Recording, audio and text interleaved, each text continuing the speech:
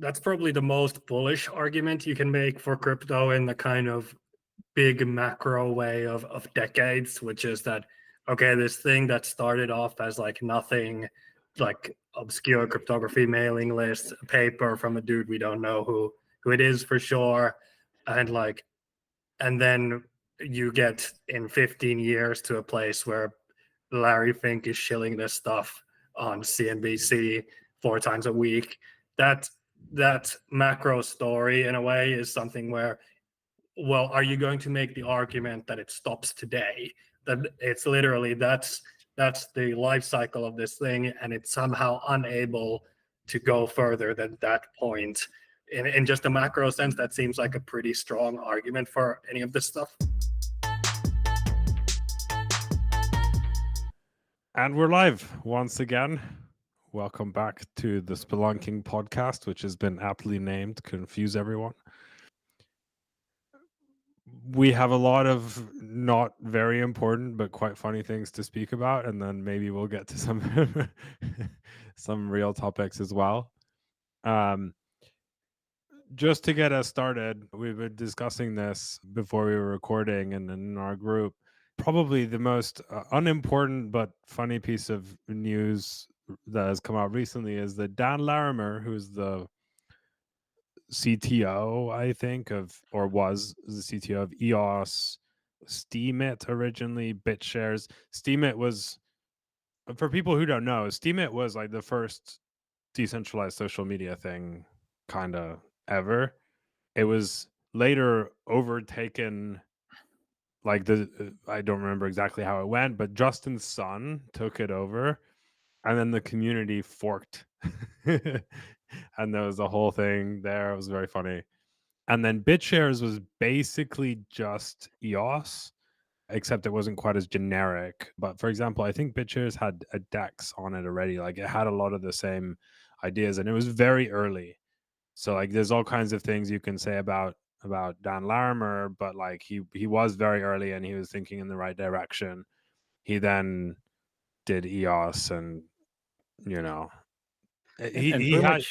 he built up a track record of launching things, cashing out, and then leaving without really and of launching things in a clusterfucky way in general. Because I recall that one of the big issues with Steemit originally was that Larimer and his co-founder Scott had ninja mined 80% of the token supply for themselves by kind of like fudging which date the mining was supposed to start. So you add that to EOS, to Block One, yeah.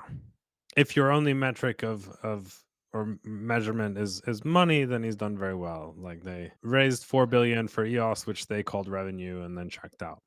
Anyway, this Dan Larimer has been a little bit unhinged on Twitter over the past year or so. I haven't been following that closely. But now he is predicting the end of the world, and specifically the biblical end of the world, on October 9th, which is in 4 days' time. And that means that Ricardo needs to edit this episode very quickly. 6 days time. We're recording this on October 3rd. Oh, that's right. My calendar was like just we still have a weekend to party and whatnot, and do Larimer amounts of cocaine before. How long ago was the specific date set? That's a good question. When was the prediction made? Well, first of all, if you read the article, the date was set by Jesus, so it was kind of like 2,000 years ago. But let's see when Dan Larimer let us all know about it. August. Yeah. Okay, well, that's given the changing circumstances in the world, probably not the worst looking prediction at the moment. Well, I think any prediction you make looks much worse if you specifically make it a biblical apocalypse.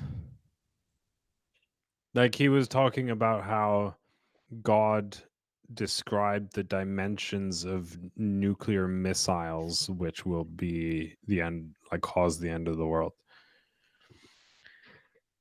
And like I was asking off camera, like, what do you guys, just to be very scientific about this, is this religion?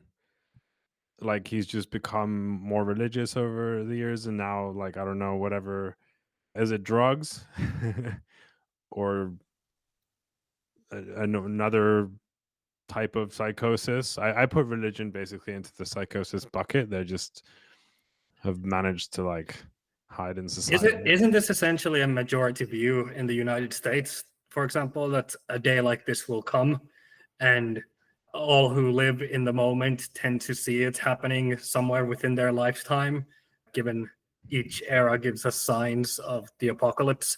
So yeah, popular prediction kind of going on, but it's not not a prediction which many people do not share in some abstract way, at least.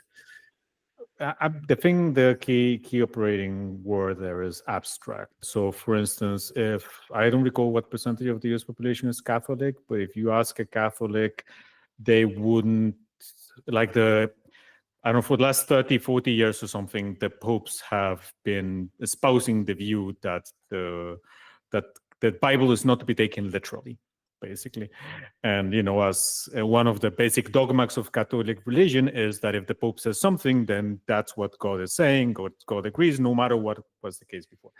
And this type of prediction is very literal, a Bible thing. So it seems to be more of an evangelical thing. I do think that the ones that do expect currently, like the Mormons, very much rooting for the end of the world, for the eschaton.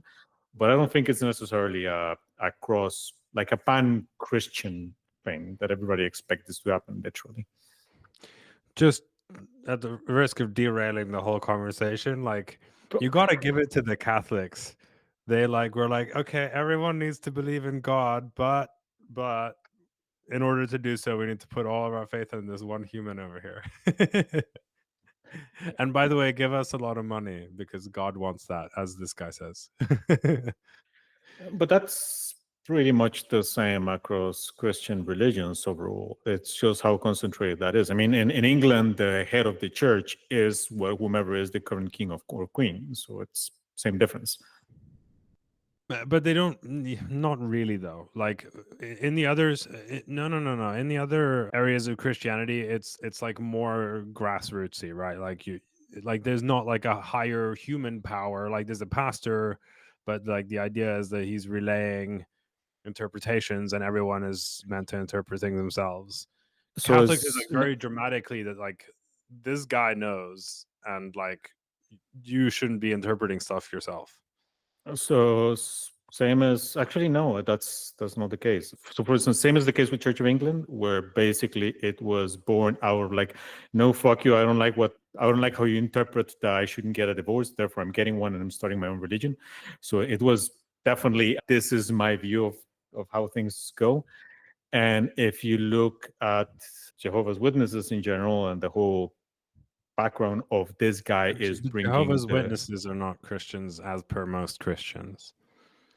Well, you would have to ask them, and I'm pretty sure that they would say that they are. They do have like their own separate book. You can't ask Jehovah's Witnesses if they're Christians. You need to ask all the other Christians whether Jehovah's Witnesses are Christians.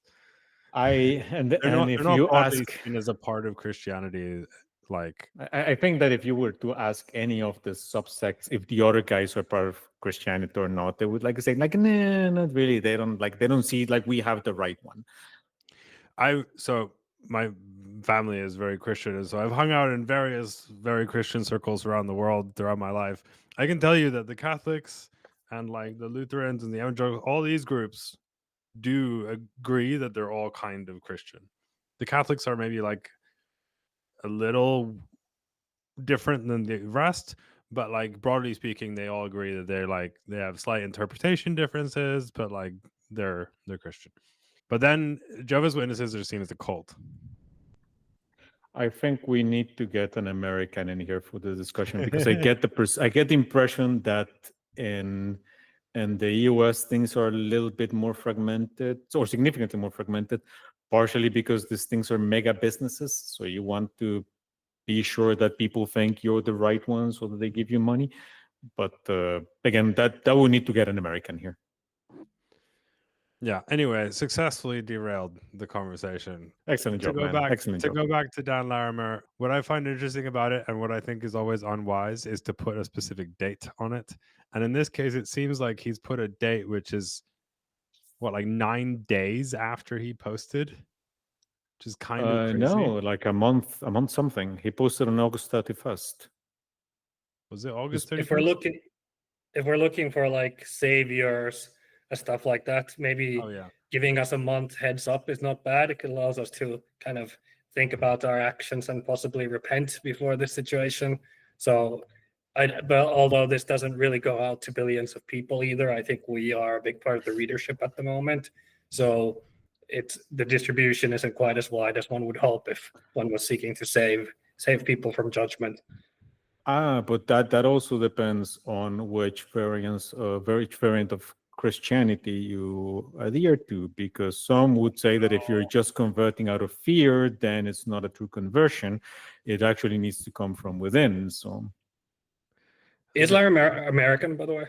Just to check. I think so, I but believe I'm so, not yeah. sure. So that puts me into like, okay, death penalty people kind of are given the opportunity to repent at the last moment, and that seems to be kumbaya for the man above. So I would say in that framework, we have a lot to be optimistic about at the moment. Yeah, as the cool kids say, Big G is okay with that. Yeah. Okay, moving on. Don't care. Larimer seems to have gone a little bit crazy, but there's other stuff to talk about. a little bit. I mean, okay, like I actually don't want to like completely, like I fully dismiss his predictions, but it does seem like he's potentially like in full on psychosis and has been for a while. Like this is like this stuff is sounding very much like Kanye at some weird moment. You know, like it's also not nice, and I'm kind of empathetic to that. And it's always kind of strange when people go a bit nutso, and then they can just tweet to everyone on Twitter. Do you remember this MakerDAO situation where one of the founders of MakerDAO died, Nikolai something, and he at the end tweeted that the CIA is gonna get him and stuff like that, and then he died a few that seemed like days afterwards. knew he wasn't psychotic, but he in fact knew that the CIA was gonna get him. Yeah. Maybe there is a surprising correlation between early crypto and this kind of behavior, which may be studied by historians at some point. Yeah, that is true. There have been a lot of those, but that one, yeah, he died in like South America or something. Yeah, dude, come on. If I'm the CIA and somebody just tweeted that I'm trying to kill him, I'm not gonna like have him drown. I'm just gonna shoot him up full of heroin or something. It seems like a trivial problem to solve. I'm not sure I see a massive difference between the two, but okay. That you could say that, you know, if somebody says, "Oh, the CIA is trying to kill me," and they hang themselves, it could be easily construed as that happening. The other one could be construed easily as, "Oh, he's just a junkie." That's where he was posting that shit. Yeah. Well, one thing I do think is true, this is just like a separate statement, but which relates to this, is I do think there's a pattern where whatever intelligence services, blah, blah, blah, they don't seem to care if you post that someone is after you. Like, you'll die anyway.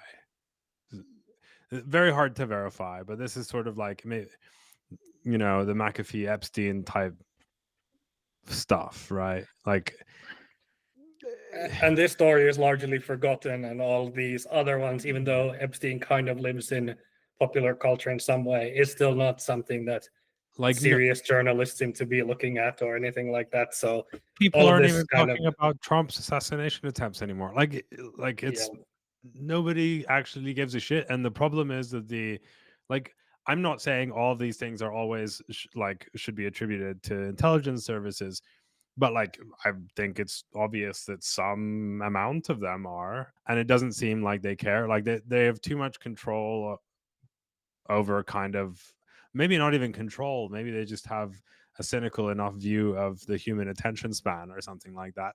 It's also a good sort of metric to where to put everyone's worldview, because I would say 90% of people just don't think anything of it, and there's nothing, and that there is nothing there. I don't know where I would fall on that trajectory compared to you guys, but perhaps closer to that than you, but who knows? Full on, like taped up with foil my whole room. You just can't see it. No. Like I think both extreme views are naive and ridiculous. Like there's a middle ground. Like it's not like intelligence services never do anything. Like of course they do. Like we have plenty of evidence historically that happens, and all the time new evidence comes out, right? Like there hasn't been a point where it's been like, you know, it always takes a little while, and this is also like one of the reasons why it's kind of easy to do stuff, because like it's like who's like nobody really knows, but like it's a continuous stream of things once they start getting unveiled from previous times. And so I think it definitely happens. I think like look at fucking Mossad and the stuff they do. Like they're not the only ones in the world doing that kind of stuff, right? Like they're just like that's one way pagers and infiltrating foreign governments. Like they are not the only ones. Like it's real. That's one where there's very much a semblance of competence, and I think like the kind of CIA and others have had that in the past, where people think of them as highly competent organizations. I think in the West, maybe I've been successfully psyoped into this, but these organizations don't anymore feel like they're at that level that they're able to execute, and maybe Mossad is the exception on the planet right now, but I don't know. That might be psyops. Yeah. Look,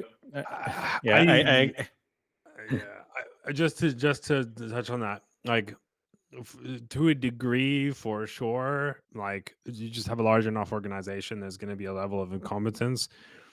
I don't think that's true.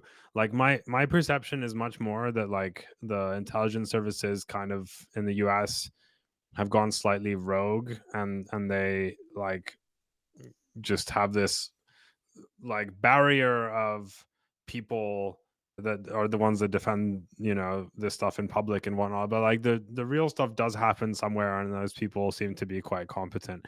But the difference is they don't seem like I don't know. So, they used to kind of hide it or try to hide it, and I feel like nowadays they don't really try anymore. Dude, but that might just be like the Trump stuff and whatnot. I don't know. Maybe in your corner of the world. I mean, I grew up in Latin America where they went back when they didn't give a shit. Like, oh yeah, I guess we're just gonna have Salvador Allende killed. Like, oh, he got into this other character got into a plane. The plane blew up. What a horrible tragedy. I mean, and this was like newspaper stuff, level stuff. That's fair. That's fair. So maybe like it's actually kind of just the same. Like, but I mean, the U.S. is certainly not like Russia, where like, oh, the head of Wagner is thinking of a coup. Oh, his plane was shot out of the sky. Oh no. It is definitely not like Russia in the sense that they are not killing people with a specific variant of polonium that could only have come from one specific reactor. Yeah, it's not as shameless. Yeah. It's not like, you know, the KGB offices in the middle of Moscow. It's not like that. But it's moving in that direction, I feel a little bit like. But I don't know. This is all like looking at this from Finland. We've infiltrated no governments, I'm pretty sure. So like whatever. High moral ground, finishing Costa Ricans. Right. Like we've oppressed no peoples. We've only been oppressed. We've infiltrated no governments. We've never started a war. These are the benefits of being a small country. Dude, we don't even have an army. In Costa Rica?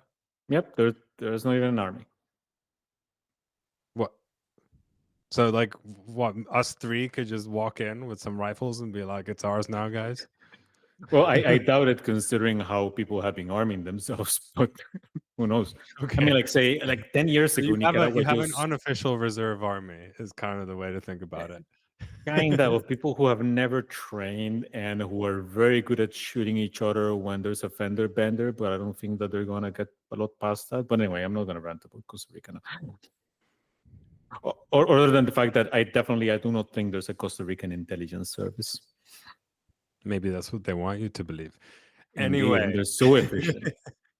Now, Anyway. wait. But actually, you said something like, I don't know, 20 minutes ago that I actually do want to get back on, even though there's risks putting the conversation in something similar to a topic list, which is that you mentioned that there was, because this is related to what you were saying before we started about your view on what makes a good founder or a good entrepreneur. And you mentioned that there have been quite a few of like early crypto people who have shown up with this kind of psychotic or at the very least oddball behavior. And I don't know, maybe there is a correlation there because if you consider the mentality of the perspective, the view of the world that it takes to get really early into something where there's basically just promises about how, I don't know, we actually are going to build a world computer because that way nobody stops us from transacting kind of thing. This does require a certain mindset, right? That might or might not make you more susceptible to this kind of thing. Who knows? Mark Andreessen had a good episode, I think, on one of his podcasts about this, where he was like, basically every single big idea has to start from the fringe, because if it wouldn't, it would already be obvious, and we'd be kind of, the society would be working on it, and kind of what happens is that the idea starts from the fringe, and then it becomes kind of acceptable to mainstream society in various ways. And if you look at the internet, like some of the early internet entrepreneurs, there's obviously like this kind of information is free, a lot of communism actually in that group. Richard Stallman. Yeah, so like I would say like it kind of by definition, freedom. Yeah, by definition kind of has to often come from there. And crypto is if it is successful, it'll eventually make its way to society, polite society, in kind of very vanilla way that the early people like on it. Like internet, like the internet still has its like weird corners, but that's not how normal people consume the internet anymore. I mean, but actually, Stallman is not a bad example. Not when we talk about Larimer, who was when I mentioned the way that he went at things seemed to be exceedingly opportunistic and blood draining. But for something like, if you look at the original philosophy behind DAI, which was that we want unstoppable internet money that nobody can ever take away from you, but that it needs to retain a peg with something external like the US dollar. Right, this is such a massive undertaking that is not just a fringe idea. Like believing that you can actually build and accomplish this in a stable manner, it does require a certain almost messianic conviction in what you're doing. Yeah, I mean, it goes back to in like the early days of Bitcoin.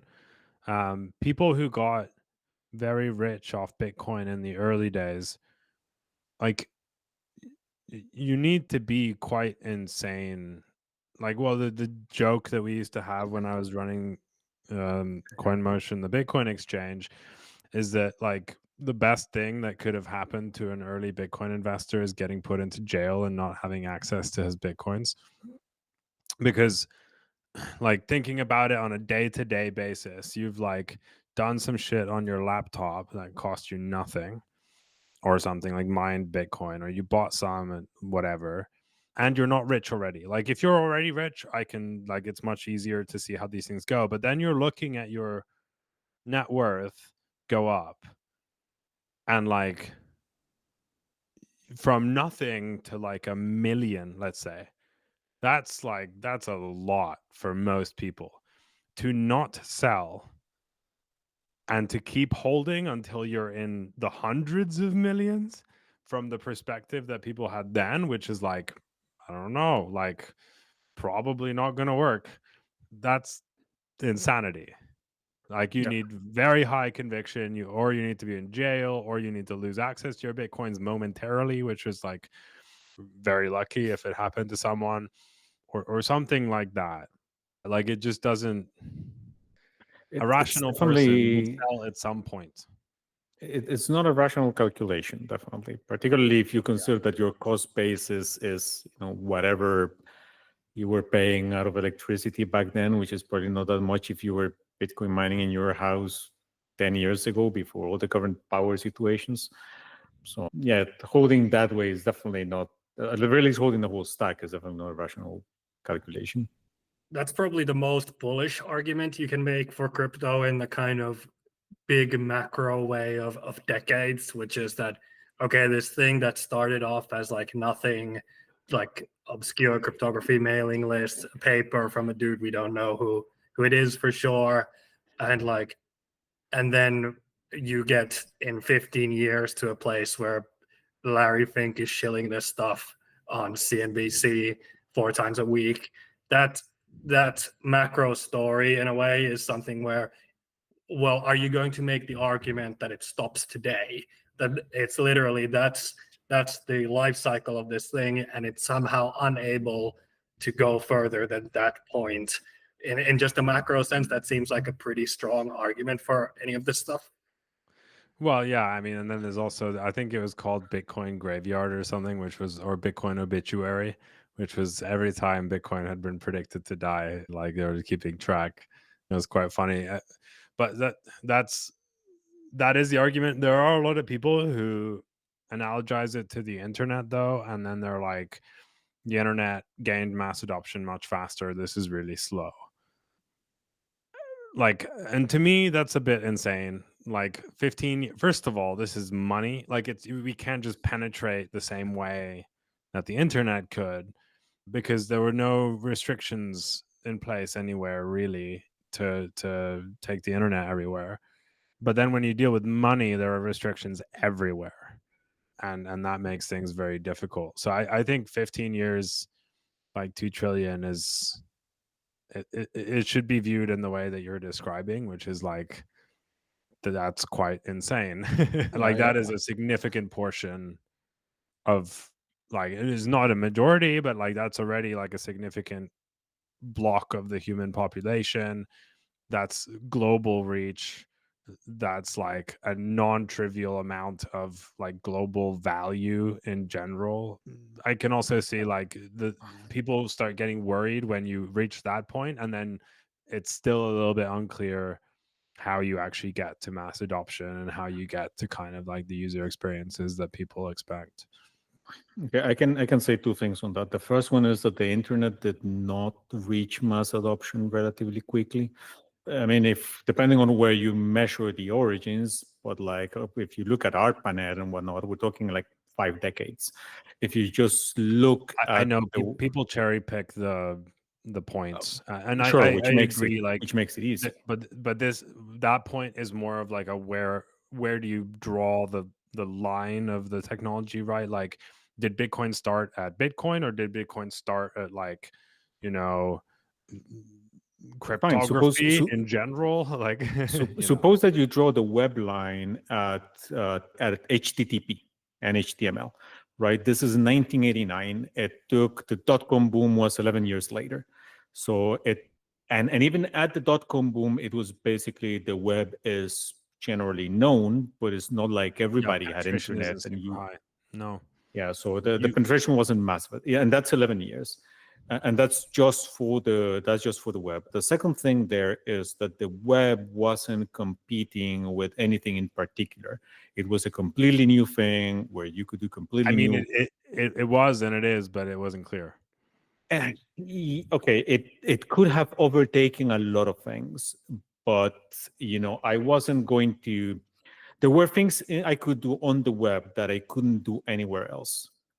One of the reasons why people keep arguing like, oh, crypto has no use cases is because they are German sending money to an Italian over a SEPA transfer that costs them nothing and is instantaneous, right? For people who live in that particular protected functional bubble, yeah, crypto looks like it has no uses. That wasn't the case with the web back then. Yeah, on the SEPA thing, by the way, SEPA Instant in Europe is really good, but I don't actually know. Maybe you guys do, but like, what's going on under the hood?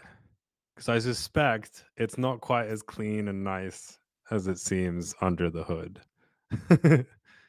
Yeah, I don't know. I just know that both ends need to implement a particular protocol in order for this to work. It's not something that you can assume to work even if you send from. Say, if I send a SEPA transfer to a bank that doesn't support it, it's going to be treated like a regular one. But I just don't know what's going on in that hood.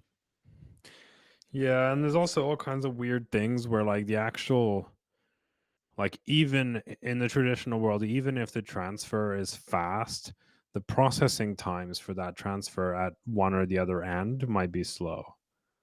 It's like you might get a SEPA instant transfer, but your bank just doesn't show it for a long time and stuff like that, which is like all very strange. It's just like guys, it's a centralized system. You could just have a database. Like you don't even need to send shit between each other. Like just just have a database, which is the argument for CBDC kind of. Yeah, I'm not Anyways. going to go there, or I could just really derail this. Yeah. Should we touch on the Celestia funding round stuff? Mika is our chief controversy officer, so he can give some background and at least one spicy take. Okay, so the story behind this is Celestia just raised a 155 mil funding round, the unlocks of which are a little bit unclear, but I think this kind of, in a way, caused controversy because it was seen as this kind of VC insider situation where terms are very good compared to the public markets. I think the public markets are already kind of frustrated with a lot of like unlocks coming, and I think people have gotten very disillusioned with like the kind of difference between circulating supply and FDV, and the fact that there is no like larger buyers in the market, in the liquid market, but there seems to be an endless amount of money going into kind of private deals and venture, and all of those frustrations I think kind of aired out at the same time, kind of not directly even related to this, but sort of. So that was the controversy on Twitter.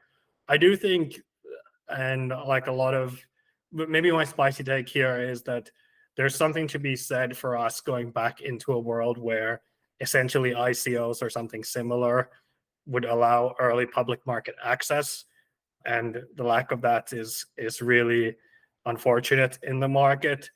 The second thing that could be said is that it is very weird in a sense how much dry powder there is to participate in like growth round sized VC deals where something hasn't even launched. So even something like Initia's 350 million, like kind of latest funding round with no product out yet and no opportunity for people to participate in, that feels very unfair. And it probably is. And it's not that these teams are doing it maliciously necessarily, even it's just that there's no compliant path to actually like doing early public sales. So I guess this touches on kind of topics that we've talked about recently on the podcast, but this is like a weird market structure problem that will sort itself out when there are liquid funds or funds who invest in liquid stuff who make a killer return on that, and the people who are in privates feel like they get stuck in those, and the kind of mandate of the market moves. It would also help to get some product market fit, because that's when it's the right time to double down. And as long as the concept of product market fit is a bit questionable in crypto, it's just going to be like this kind of intellectual, oh yeah, this is designed for this roll up, and this is how we do this bit of infrastructure, this is how we do this cross-chain thing, and it's not going to be about doubling down on winners. So before that moment happens, we're kind of screwed in the market structure sense, and then it will correct itself very quickly afterwards. I don't know, you can grab onto anything there. By the way, you can do compliant ICOs in Europe, or can after Mika, starting basically January 1st. So I do think that will probably start to happen. That's also like just from our conversations, like in my role at Gevilot with like exchanges and stuff, they are also sort of starting to put pressure on the market to sort of come to the exchanges and get liquid a bit earlier. So because their traders essentially just keep getting hammered, and like that's affecting their business. And so I think there is sort of a mounting pressure to start coming to market earlier. And I mean, this is a two-edged thing in some ways. Like I personally think it's very good if you have like widespread access to these things at an early stage. It makes it possible for Joe Blow from wherever to potentially do some good due diligence and find something to invest in that then works out. The flip side is, of course, that like you also get the other type of thing where people invest their money, don't know what they're doing, and then they lose it and weren't expecting to. And this is where like historically all the regulatory friction kind of comes from. So it's a tricky middle ground to find, but I do think it would be a good thing. If I can take the clueless outsider position on this one, because I haven't really looked at the economics of Celestia in, I don't know, a few months at least. When I last checked, it didn't really seem like fee-wise or anything like the numbers made any sense. Is that still the case? Yes. Yeah, that's still the case, and you could argue for this type of service that it's quite difficult to ever get to a point where your fees are in the millions per day, or the activity level would have to scale at quite an insane way from today. So what's the play here? If the fees don't scale, then that basically means that's not going to have an impact on token appreciation. So what's the assumption here, that this is numbers gonna go up massively just because Celestia is gonna end up owning the space, even though with those numbers, even if the fee numbers doesn't make sense, then I don't see how that benefits you. So what's the bet here? I guess there's something to be said for people like the Celestia bull case. I think is something like, okay, people will use this infrastructure stack a lot, and we don't really know where that will go. But the market seems to value kind of L1s or these kinds of designs in a very positive way relative to what the fees are. And in the future, like you never know, as if you're just an important infrastructure piece, that how you'll be able to monetize that in the end. Yeah, well, I mean, the market values L1s, well, at least these types of L1s, basically from the perspective of like, okay, what if this is the new base chain for everything? But yeah, the fee, and like on the fee point, this is not like a very common way of thinking about it in crypto, but I think it's actually a pretty good one. There is potentially, depending a little bit on what you do, but I think in Celestia's case, this largely works. We can get into some of the competitive dynamics, which are a bit trickier, but you may want to like basically come to market with an artificially low price. Like if the stuff being built on top of you is relatively sticky, then starting low can actually make sense because you do have the ability to raise fees later. Where I'm not sure that this actually plays out is that I don't think DA is just that valuable. Like if you think about the actual value of DA, it's that somebody holds data for a little while. Like the hardware cost of that is negligible. And so you like in terms of once the system is kind of at maturity and it's like all optimized and stuff, the fees will still be low because it's just not because anyone can do it low because the hardware cost is nothing. And this is what we've seen. So all the DA layers, I think this is part of why DA is such a competitive landscape, is because it's kind of like right now there's a huge arbitrage between kind of the token price and the actual cost structure. And so it may be more difficult to run this playbook in that case. But I think it does sort of broadly can work. And like if Celestia managed to get everyone to build on top of them in sort of like an Ethereum type way, then they could raise fees potentially. But I'm not like super deep into Celestia economics, so I don't know how that plays out in practice. But basic kind of like you can kind of apply like a Web 2 go to market thinking to it. I don't know if that's what they're doing, but that is one way of thinking about it. The other note that I want to make is that there were a lot of teams that got like deals from Celestia where they basically kind of got free DA for a long time as part of like their launch and go to market. And I don't know if those have already kind of run out or if that's still coming up, but like at some point there ostensibly will be a bit of a bump in teams that now need to start paying. But I don't know. I got the impression that the teams that were getting free DA was basically because they got free tokens for the DA. So effectively, you were just So you they were would still be paying it accounted for it. Sure, you were still paying it, just where you were paying it for it with free money. What might come in is actually a bit of buy pressure. But if the average cost is still relatively low, then how big is that buy pressure going to be? Anyway, I was just curious because I do see, and this is maybe because I haven't thought about the data availability space that hard. On something like a Solana, which has a really low base fee, it does make sense that you're going to get higher fees in some cases just because there is a time sensitivity aspect to some trades. I don't necessarily see an equivalent in Celestia that, I don't know, somebody may want to pay more to store this particular chunk of data earlier or longer, considering that everything stays there for a period of time. It's that they have to store it, like if they've built it. And this is the theory, and so far as I was describing at least, is like if you've built your system using Celestia DA, then you can't just not pay. Sure, at that point you're married to it. Yeah. Yeah, but I would argue the same dynamic does apply to Solana as well. Like at some point, Solana will have the ability and the incentive to raise fees. Like if it's like near capacity, whatever that ends up being, and like they could just raise fees a little bit and nothing would change. Like from general, regular, old school market dynamics, like you should do that. Right? Well, arguably, okay, the Solana case is a little bit different. Arguably, Solana has been at capacity in several cases. Also, usually what's at capacity is a particular section of lock estate.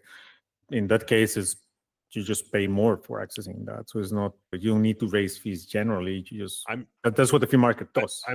I'm not talking about, so I understand how the local fee markets work, but I'm saying like that's sort of like that's like a local thing, but like at some point globally, it will make sense to raise fees if they're constantly at capacity and they don't have a way of increasing capacity. Maybe, but also right now it's worth noting that the Solana fees are in many ways way too high. So if you're placing limit orders, like, or canceling limit orders to compete with a centralized order book, it's not actually that great, and you would want like 100x kind of improvement in that. So you just, it may be possible at some point, but right now you actually want to get as low as possible, and for a while you still will. And I do think like the monetization side is actually pretty clear, which is that you just pay to get access to a particular arbitrage opportunity essentially. Yeah. And you max that out, and that's actually a lot of revenue for the chain, and that won't disappear because but those the ultimate arbitrage thing, opportunities will exist. but the ultimate thing depends entirely on, so you're right, like I kind of made the assumption that the Solana fees are too low, and that may not be, like, artificially low, and that may not be true. But ultimately it comes down to like what the underlying cost structure is, and does the fee volume sort of support that, and that kind of dictates the fee model. And then also like again, like if you can't grow volume, then your only option is to raise prices. Yeah, but I do think there's the optimistic take on this is that Solana's doing 500 mil to $1 billion. The variance is quite large, but that kind of fee revenue, which is split sort of 50-50 between MEV and transaction fees. But if you just take the positive view, which is not, I think, quite out there, which is that, okay, we'll just 100x the activity on this thing, you actually can make like 100 billion a year. I think these can be super, super profitable businesses if you just have the world's financial infrastructure running on them, and they can be the world's most valuable business just doing that. And the natural competition of driving down fees, whatever, like that'll exist, and you can max that out, but you'll still make like an insane amount of money running the kind of base layer for financial activity.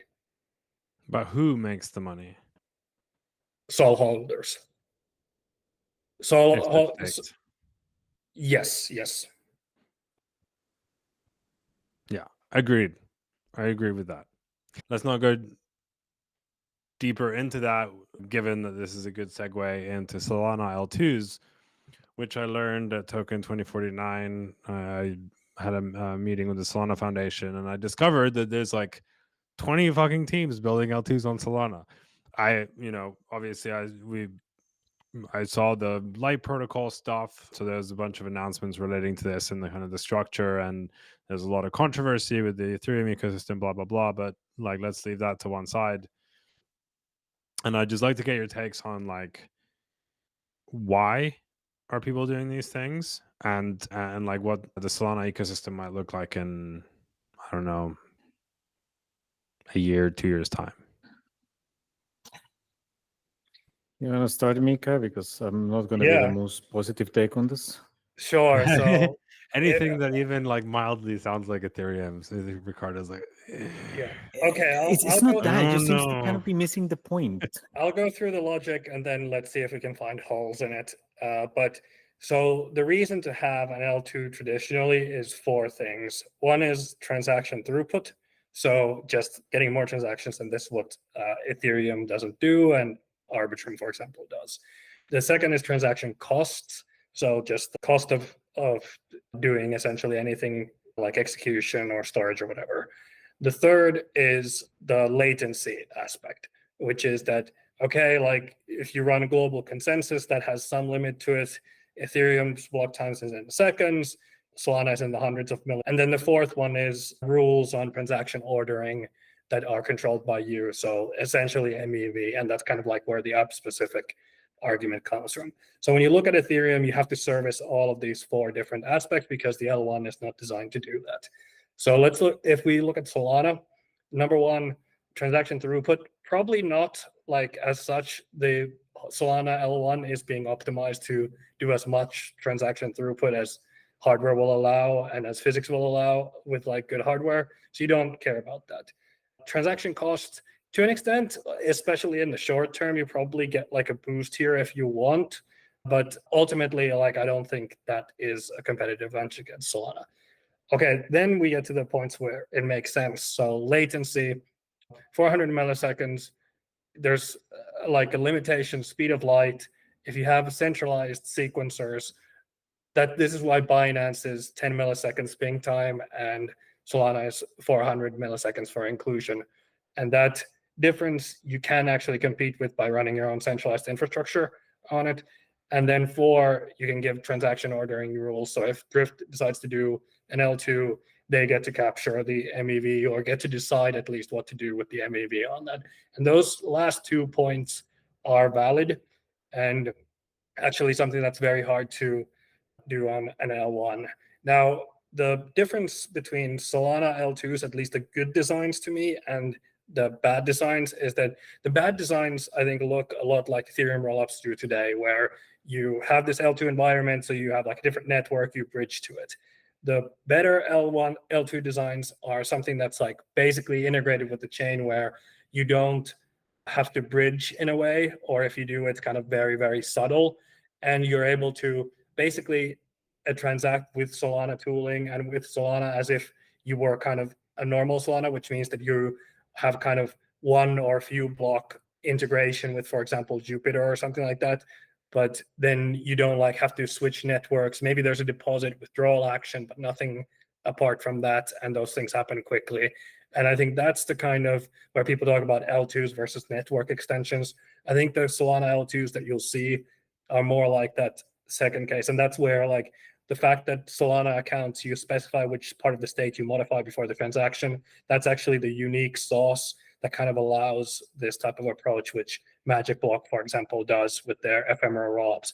And that's the right type of design for these rollups. And then the argument is, how much do you get out of this latency advantage, and how much will teams want custom ordering rules? And that's basically the Solana L2 play.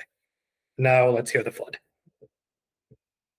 The I FUD. mean, I do get some of the advantages, including the transaction ordering case, if that is, in particular, if you're building an application-specific rollup up to a point, let's say. Now, where I start rolling, and I do like approaches like the account compression stuff, which let's throw that in with the general L2 scalability solutions. Let's put that in a scalability solution bucket. I like that. It has its constraints. It has a particular market that it's aiming for, so I get that as well. Where I start getting suspicious about the motivations behind some of the teams, in the case of like Bullet, right? If we're talking about optimization, anywhere to lay a bet down on who's likely to get the highest optimization gains, right? You have the Solana Foundation team that is entirely focused on getting these things processed as fast as the metal will allow in the near future. That's their entire focus. You have a team at Jump that's just trying to optimize the client down with Firedancer. And then you have teams that are pivoting into building an L2 when their base project that is something completely unrelated and where they are unlikely to have gained any particular lessons that would help in building an L2 is doing just because, that's the narrative. I would be more bullish on ideas like the Light protocol, or if something like this were to come out of Jump, even if, I don't know, if Polygon were to come in and dedicate a team to this, I would be less skeptical than when we get teams from this space pivoting into this thing, because that's what you do when your project is not working correctly, it's not moving along. But your two kind of views are not mutually, or these two views are not mutually exclusive. Like there's opportunistic behavior for sure, but then there's also valid reasons. Like both will always be true when there's a new opportunity to make money, right? I agree, and that's why I said that I do see a use case for very application-specific rollups or sidechains. In this case, that I definitely see. It's just that if a team is going to make a general purpose, is going to try to make a general purpose rollup for Solana right now, and I had to place a bet, I would bet on the teams whose entire focus has been optimizing transaction speed, not on the teams that just started looking into that like 3 months ago. Sure, but I mean, like at the same time, like this same thing happens at some point. Anyway, if we look at an exchange, for example, what are the things exchanges compete on? Number one is like speed of listings. Number two is how much leverage you can get. Number two is like how many collateral types you support. Then there's like how you're able to optimize yield among those collaterals. So those are kind of like the things that you can focus on just building on an L1. But the thing that you can't optimize for is the latency if you're doing like an exchange. And that's where it feels like a very heavy way possibly to kind of like, oh yeah, we have to build this entire new stack for this particular aspect of exchanges. And you would kind of hope that you have the other aspects down. But it is like a worthwhile place to, because the thing that the Jump can't and Firedancer can't optimize for to an extent is like the overhead of consensus. And that's where it does make sense to have like basically centralized stuff with like various ways of building bridges basically that allow you to do very fast in and out and kind of abstract whether or not you're on an L2 or anything like that. But there is something to be said for like projects without product market fit focusing on infra being like a bad pattern, maybe. So I do fully. And the other thing maybe is like is anything such a big problem on mainnet on Train Solana right now that it's justification for this kind of build out. I mean, so the Solana Foundation isn't doing this build out per se, right? Like it's a lot of other folks, and so people can do what they want, blah blah blah. But like, is it going to have such a material impact on anyone's user experience that it's worth the collective expenditure of whatever is going to go into this? And probably not in the near future. Like, I do think, like, if Ethereum rollups are kind of like or struggled and are struggling and will probably continue to struggle for a little while on just like what's the positioning relative to mainnet, relative to other rollups, like that is going to be the same in Solana. Like they're going to be empty for a while. It is better the way that it's done, where like they're basically doing based rollups, right? Like they have separate state trees, but they're being sequenced by mainnet. But it's a little bit unclear to me still, like what that is going to look like in practice, whether that requires mainnet changes. I do have faith that the Solana core teams are going to make those changes quickly and so on. Like that's all good. But like if it does deteriorate the user experience, does it actually like help? Like, and so we might have a bunch of ghost chains, and this is kind of like the argument of like, I mean, this is a pretty traditional kind of viewpoint where like so many teams in crypto like try to find product market fit with an application, then they go down the stack. And sometimes it's justified because there's things you fundamentally can't do, and then you want to try to solve those. But then at some point you kind of have this situation where like every team has gone down the stack and no one's actually doing the stuff on top. But we'll see. Yeah, you're very likely, I think, in this case, not to succeed in a way, because there is so many things that you have to get right. Just a funny thing related to this is how people value this stuff is kind of odd, because like if you looked at the Story protocol, the IP blockchain thing, that raise that was like 100 million or something huge, that you could argue like, why do you have to own like a weird version of the Cosmos stack to do this? Like you could just do it like on Solana with much less capital expenditure on doing all sorts of things, and you would actually be 100% right or 99% right on that. And that same effect, I think, will play out in these cases. But I do think there is something to be said for the lack of performance versus centralized exchanges. And you actually need to get to a place where you compete with that to succeed, which means that the team that eventually gets there will have a huge success, and there will be a success that kind of comes out of this way of thinking. Yeah. No, I don't disagree with that. But I think that'll take a little bit of time, and that's fine. I actually, just to maybe like close off on my thoughts here, I do think if you kind of take a lot of these ideas were kind of created in the Ethereum ecosystem, based rollouts were proposed a long time ago, et cetera, et cetera. But like one thing that I think has become clear from looking at how Solana's gone about designing things and how Ethereum has gone about designing things is that like I think what you want is you do want rollups, first of all. Like there's now sort of consensus that maybe rollups are good across both of these ecosystems. But then I think you also want a fast base chain. And so that's like the thing that I think Solana got right and Ethereum maybe got wrong, is they assumed that the base chain wouldn't really need to be that performant. In the defense of Ethereum, though, like they have been making it more performant. And Ethereum was built in a world where a Bitcoin transaction took an hour, or got one confirmation in an hour, you needed 6. So, no, sorry. Yeah, well, one confirmation every 10 minutes, you needed 6. Like it's a different world, right? Like, and it is a struggle to kind of like keep pushing the legacy architecture forward. But what I was trying to emphasize was like, I think the kind of general conceptual architecture is becoming quite clear. Like fast base chain, ideally majority sequenced by the base chain itself, makes all kinds of like UX optimizations possible, and then you get these like benefits on the outskirts in terms of latency and potentially just like things we also don't know yet in terms of things that become possible because you're operating this sort of hybrid on-chain off-chain system.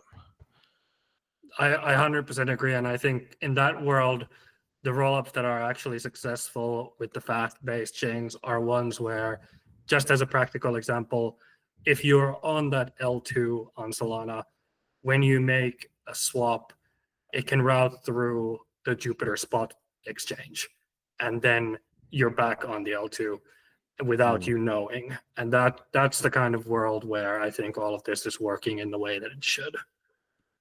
Yeah.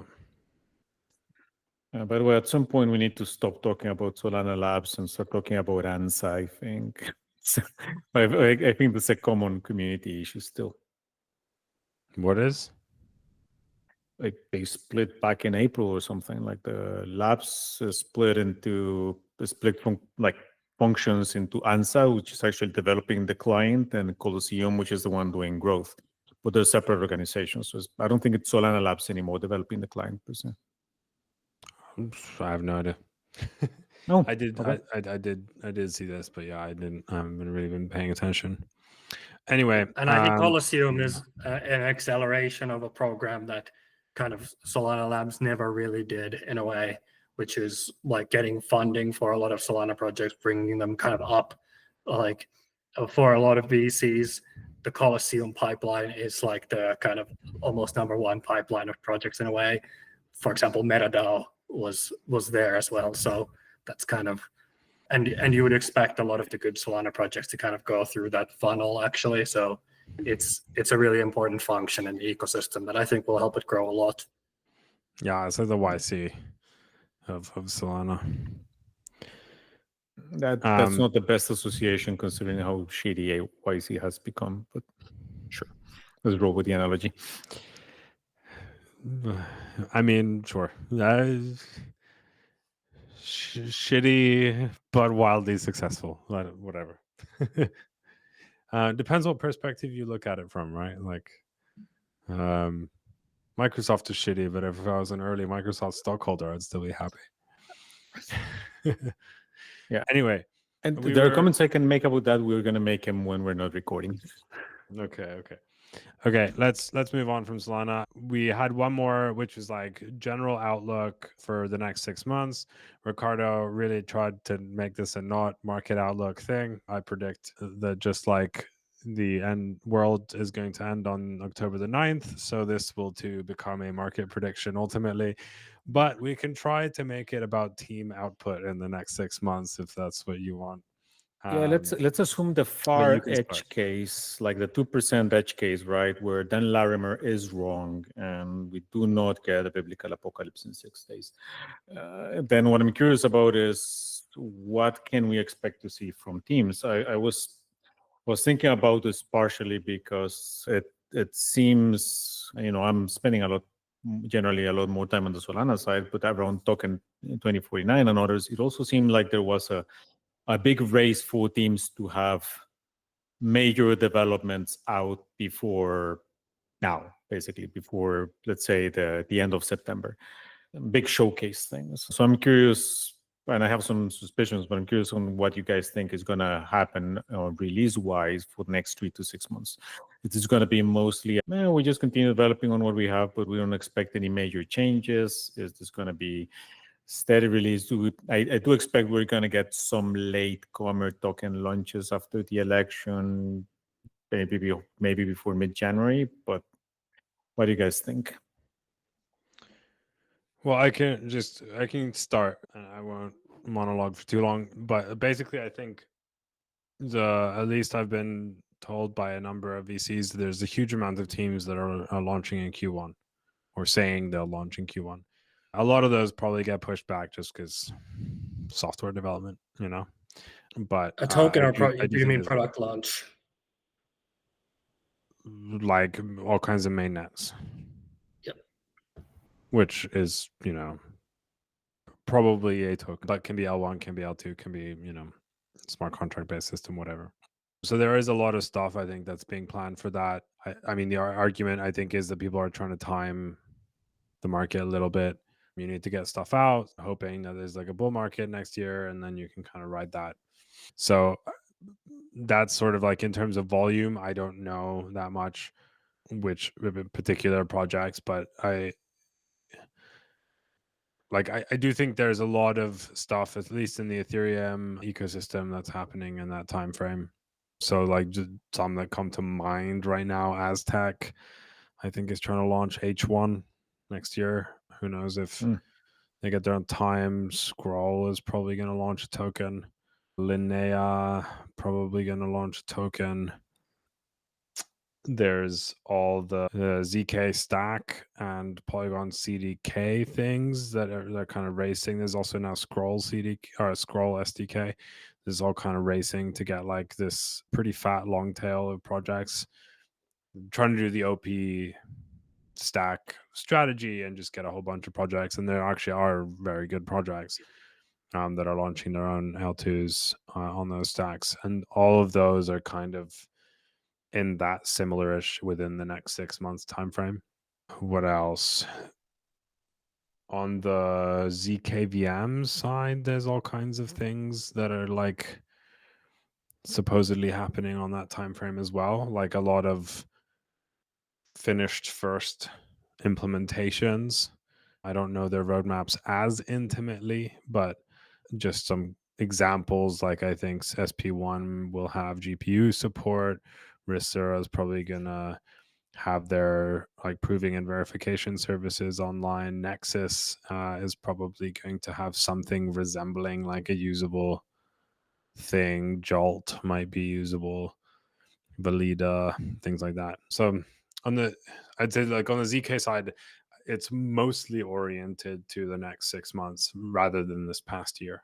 I'm not as up to date with everything else that people are doing, so like I'm curious to hear your thoughts. So if we're talking L1 launches, this kind of, I've been looking at this from another side mostly because I've been getting quite a bit of inbound. And when you mention L1 launches, it basically looks like there's going to be a whole bunch of ecosystem competing for a relatively tight pool of developers next year, right? Yeah, because it's not like we're getting a massive inbound of crypto developers lately. So no, yeah, and it's I put Aztec just as a shout out, kind of. I put Aztec in a very different category than most other things. They're like two projects in that general realm, which I think get excused for like all kinds of things that other people don't get excused for. And those are Aztec and Alio. And the reason is the things they're trying to do are immeasurably more complicated than everyone else. Well, and like Alio is they're the already most out. fucking complicated systems probably like ever deployed by man or woman. Like it's insane. And by the way, Alio mainnet beta is up and out. Yeah. But again, Alio, a new L1 needs users, needs people building on it. And a very different L1 like Alio is going to require people to build up a mental model before they can actually start building stuff for it. Yes, and this is to a degree certainly like competing for the same small pool. I see that. I think those specific projects get slightly more excused because they are not purely reliant on smart contract development. They provide like a value proposition of private transfers out of the box. And you can argue that okay, but Zcash already does that and whatever, but like that, I think that does actually matter. Where like even if there's no applications, it's like not a completely useless thing, while something like Sui would be. So yeah, I mean, or I don't know, it depends on how you look at it, but my point was that they get excused for more simply because like they're doing something considerably more difficult than a lot of these other Yeah.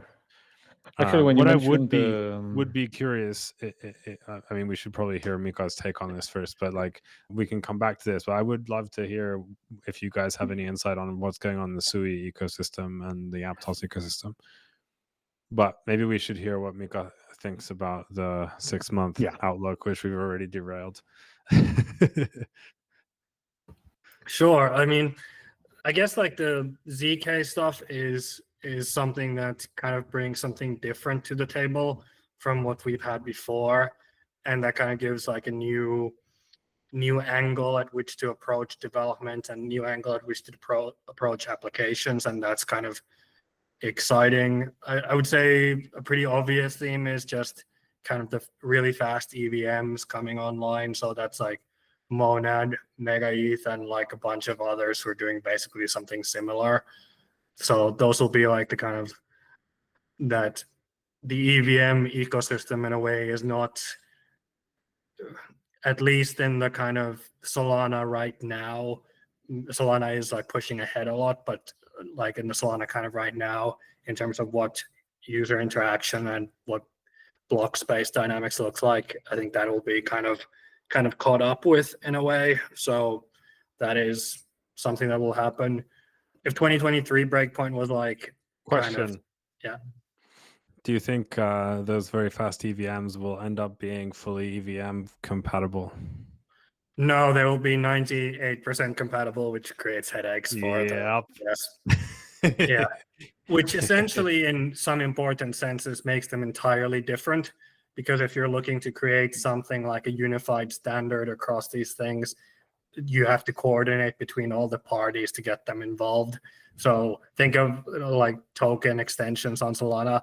That kind of becomes impossible in this kind of world, I think, in a way, where you agree on like a specific standard. But yeah, so that was again me Solana maxing for a moment. Yeah, I suspect they're probably not going to be. I mean, the same is true of the ZK EVMs. Like you can, it can function in a very similar way, but it is not like the exact same thing, and so you can't assume that its behavior is always the same. Like ZK Sync right now is trying to figure out a way of proving that it behaves in the same way, but it goes through like a different backend, and they like have this, if I remember correctly, it's like an LLVM backend that's proven, and they convert it into that, and so it's not, it may function in the same way exactly, but it's kind of hard to prove. Having said that, though, like it's also not true that it would be just as hard to rewrite the whole thing for Solana or Sui, right? Like if you have a Solidity system, like it's still like you do need to, when you like go into these different alternative environments, you do need to like think about it a little bit and maybe tweak some stuff, but it's not like a complete rewrite. So it's not like a binary thing where it's like necessarily like super good or super bad. Not for But individual applications, although you can think about the compounding effects of like, okay, we're deploying Uniswap, and each of the times we have to go and do the same kind of maneuver, which for ZK Sync is obviously a lot less than if you want Uniswap on Solana, but still like the kind of compounding effect of feeling the need to deploy into many places creates overhead and creates like sustained overhead, I would say, for teams as well over time. So and you get like update inconsistency. So like if there's an Ethereum mainnet update, you'll have like this wave of updates that are pushed afterwards to the other EVM systems, which you all need to then tackle at the right times. It is overhead, though I would argue that it is no more overhead than just dealing with multiple chains, which is what, for example, every centralized exchange does. So yes, though the centralized exchange is still limited to the transfer function, which makes it easier. Mostly not, right? Like they have staking, they have all kinds of things. They have staking, yes, but they don't have all kinds of things. There's also custody solutions. They do have a lot of different things. Like they might in their mobile wallet things, they'll have swaps, they'll have all kinds of weird crap. Like I'm this is a big generalization. I'm not talking about Coinbase specifically or any thing, but like and it's maybe not quite the same, but I'm saying like it's also not impossible. It just increases the barrier to be kind of like truly multi-chain. But when you think about it from the perspective like, okay, we had like one environment at some point, which was Ethereum, everyone was there. Then we got a couple environments, and then now there's even more. Like this is kind of a natural evolution as well.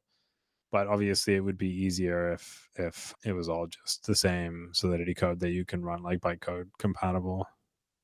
Yeah, I also don't necessarily agree that it's not that it is about the same amount of headache-wise from a software developer standpoint as supporting multiple chains, because, and I would love to talk to somebody who's actually had to go through the process, but it seems that if you have to support multiple very different chains, you just build different vertical teams that develop an expertise on that particular chain, and the lessons that they learn on that chain basically stick around as they continue adding features. Whereas if you keep having to deal with surprises of changes on one chain that then you need to propagate and see how a different EVM is going to behave, that basically seems like an issue factory. But that you treat them as separate chains, essentially, is what I mean. Okay.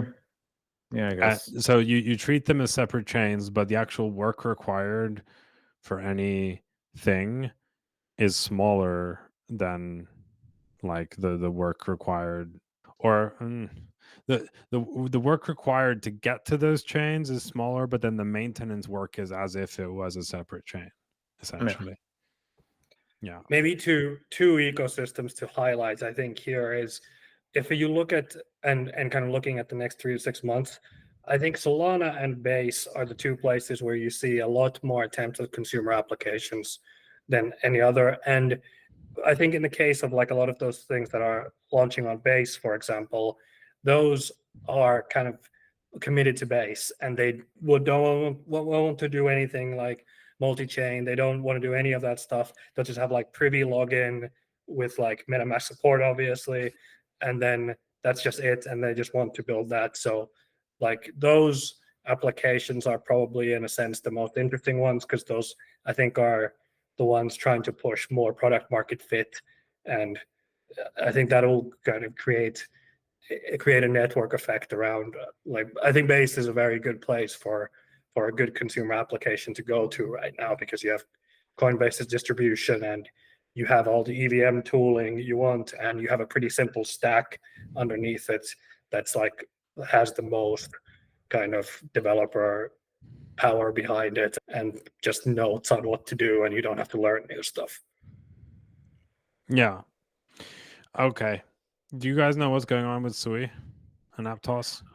I haven't. Aptos I pretty much have mentally shelved. I haven't really looked into Aptos in a while. Sui, I do check in with periodically, mostly because I'm curious to see if anybody's actually taking advantage of the things it does differently. Actually, when you mentioned Story Protocol earlier, and you said that they could have just built it on Solana, I was going to interject that I thought Sui would likely be a better option, considering that it seems to be better fit for content. The last thing that I read about Sui was some months back that they were trying to do this push into gaming, but I'm not sure if that came to anything. Has anybody heard anything about that? No, but we can link Mika's comments from last podcast here. Yeah. If you look at the Sui, just take DeFi Llama and take all the L1 chains, Sui is growing the fastest by TVL.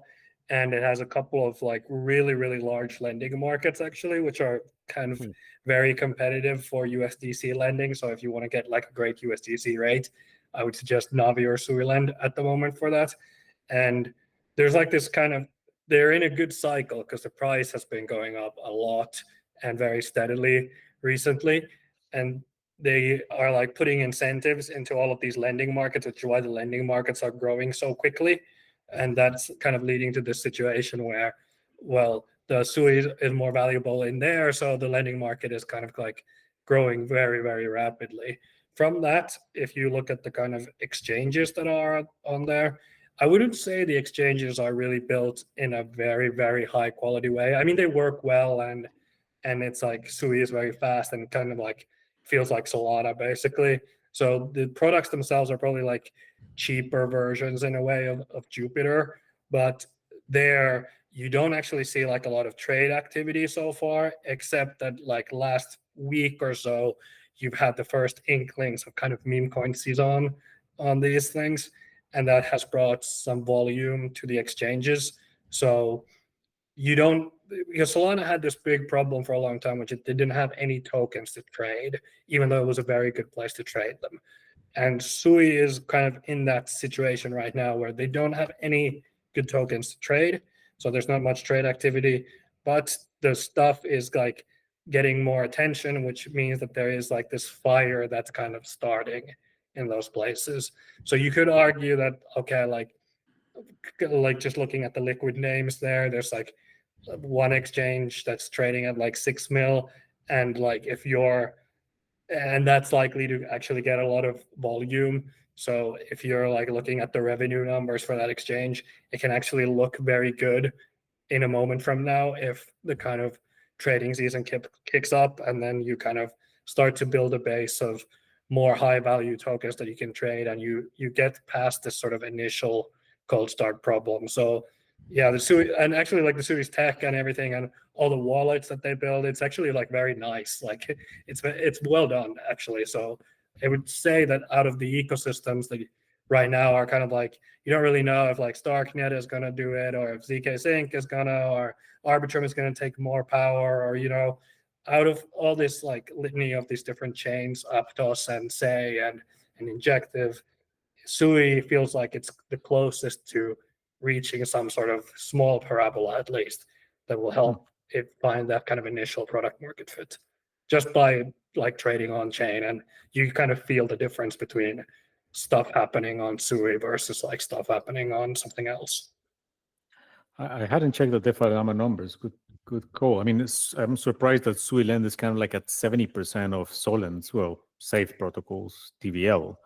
That's still a fraction of what Camino Lena has, but Navi is at 450 mil, and Sui's TVL is at 1 point something billion, and Solana is only at like 5 or something. So actually, like, not bad. Not that far. Yeah. I mean, arguably TVL is not something you should use for comparing protocols as a whole, but if you do compare lending versus lending, then it does give you an idea. So. Solana does have this issue. TVL is unfortunately just barely good enough as an indicator, and there's not clearly a better indicator that is just going to keep being TVL. And the Sui yields are boosted. So if you go to a DeFi lending market today, the USDC rate is, I don't know, 7 or something like that. On Sui, it's 10. And it drives TVL, because they're able to pump out incentives on all these large protocols, and there's Sui incentives directly, and the Sui price is going up. So the TVL kind of like it's like a squared effect almost on TVL. The price goes up linearly, and the TVL goes up kind of squared to that. Solana doesn't do that. It's not like Solend is getting X dollars worth of Sol every minute to pump up the TVL, but there is this it does make sense to me, because you just need to get over this kind of cold start problem, and Solana is so you far need to really just drag capital onto the platform, and it's not going to leave, like at least all of it's not going to leave even when the incentives go. Yeah. For an L1, like L1 capital is like fairly sticky compared to, like, for example, smart contract capital. Surprisingly sticky, actually. I almost wouldn't have guessed it so before, but yeah, through learned experience. Yeah. Anyway, this has been a fantastic episode. We've covered a lot of very important ground. I need to go, so we're gonna call it here. Thank you everyone for listening. Hope you enjoyed yourself and learned absolutely nothing. We'll see you next time. Hopefully. Yeah, right. October 9th. Ta-ta. Ta-ta.